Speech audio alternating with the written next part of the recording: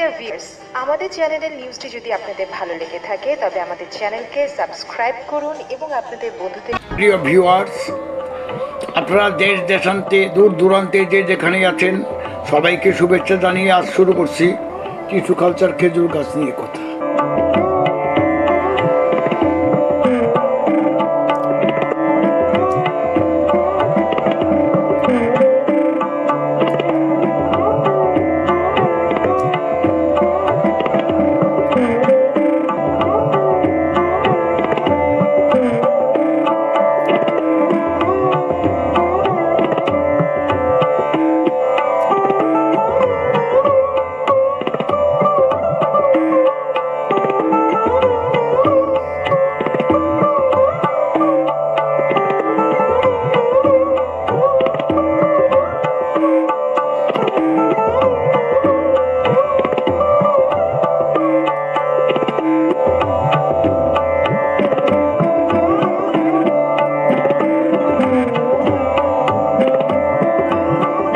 বিশ্ব কত উন্নত, আমরা যে ধান আবাদ করছি এই ধানগুলো কিন্তু টিস্যু কালচার করা হয়। টিস্যু কালচার করে বিভিন্ন বিভিন্ন হাইব্রিড জাতে পরিণত করছে, উচ্চ ফলনশীল।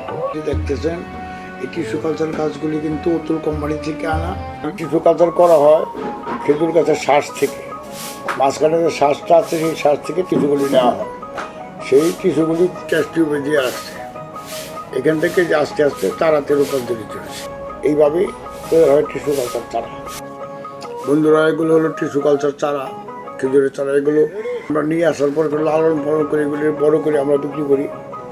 এটা আপনারা দেখতেছেন, এটা আমি অতুল কোম্পানিতে যে গাছগুলি সাজায় রাখছি সেটা ভিডিও চিত্র আমি ধারণ করেছি। এই গাছগুলো এরা বিভিন্ন সাইজের পাত্রে এরা এগুলো লালন পালন করে। এটা একটা গ্রিন হাউস, বড় রকমের একটা গ্রিন হাউস। এই উপরে দেখতেছেন আপনার পর্দা, এটা একটা বড় একটা গ্রিন হাউস। এখান থেকে ওনারা এগুলি বিক্রি করে। এই দেখতেছেন টিস্যু কালচার চারাগুলো অতুল ডেট পাম লিমিটেড। এই চারাগুলো আপনাদেরকে দেওয়ার জন্য আমরা এনে রেখেছি। আপনারা চাইলে ফোনে যোগাযোগ করলেও অনলাইনে আমরা পাঠিয়ে দেবো, যে যেখানেই থাকে আপনারা পেয়ে যাবেন ইনশাল্লাহ। এই চারাগুলো আমরা বিক্রি করতেছি।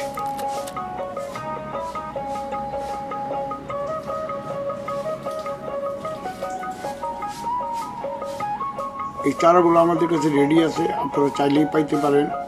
অনলাইনেই আমরা বেশিরভাগ গাছ বিক্রি করতেছি। আপনার যার লাগবে স্ক্রিনে দেওয়া নাম্বারে যোগাযোগ করলে আপনাদেরকে পাঠিয়ে দেওয়া হবে। আর মনোযোগের সহিত গাছ লাগানোটা শিখেন। গাছ কিনবেন, কেনাটাই বড় কথা, কিন্তু আগে শিখতে হবে লাগানোটা। সঠিকভাবে যদি গাছ আপনারা না লাগান তাহলে কিন্তু ভালো সুফল পাবেন না, ফল দেবে। এবং দেশে অনেকেই এই টিস্যু কালচার গাছ দিয়ে বাগান করেছেন, ওনারা আল্লাহর রহমতে সফল হয়েছেন। এবার আমরাও লাগাবো ইনশাল্লাহ। আপনাদেরকেও বলতেছি সবাই একটা করে টিস্যু কালচার গাছ লাগান, কারণ বীজের গাছগুলো সাধারণত পুরুষ হয় বেশি, এরপরে ফল ধরার সময় নেই অনেক বেশি। সৌদি আরবের গাছগুলির বিশেষ বৈশিষ্ট্য হলো ছোট অবস্থায় চারা দেয়। এই গাছগুলো ছোট অবস্থাতেই চারা দেয়, এটাই হলো এই সৌদি আরবের গাছগুলোর বৈশিষ্ট্য। আর গোড়া থেকে সাকারের চারা ধরে আমাদের দেশে যেমন কলা গাছের গোড়া থেকে সাকার হয়, আমরা অনেকে বুগি বলি, এক এক আঞ্চলিক ভাষা এক এক কথা বলে। কেউ বুগি বলি, কেউ শাখা কলম বলি। নাম হলো সাকার, আর ইংলিশে হলো এটার নাম অফসোট। এই আমার যে গাছগুলো যে লাগাইতেছে দেখতেছেন, এগুলো আমি নিজে লাগাইতেছি সব টিস্যু কালচার চারা। এগুলোতে আমি লাগানোর আগেই রাসায়নিক সার দিই নাই।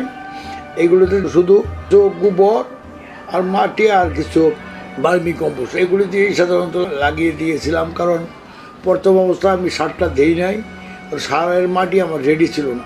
সাধারণত সারটা মাটির সাথে 15 দিন মিশিয়ে তারপরে গাছের গোড়ায় দিতে হয়, তা না হলে সারের রিঅ্যাকশনে গাছ মরে যাইতে পারে। এই জন্য আর এখন আমি যে পরিমাণে দিচ্ছি এটা সবগুলো মিলায় প্রায় ওই 500 গ্রামের মতো। টিএসপি দেওয়ার নিয়ম হলো 500 গ্রাম। আর এমপি সার মানে পটাশ, এটা লালটা যেটা, এটা দিবেন আপনারা 400 গ্রাম। আর ইউরিয়া দিবেন কম। ইউরিয়ার আদিককে কিন্তু গাছ বেশি বড় হয়ে যায়, ফল ধরে দিয়েছে। এই জন্য ইউরিয়া এই খেজুর গাছের জন্য সুপারিশ করা হয়েছে 100 গ্রাম।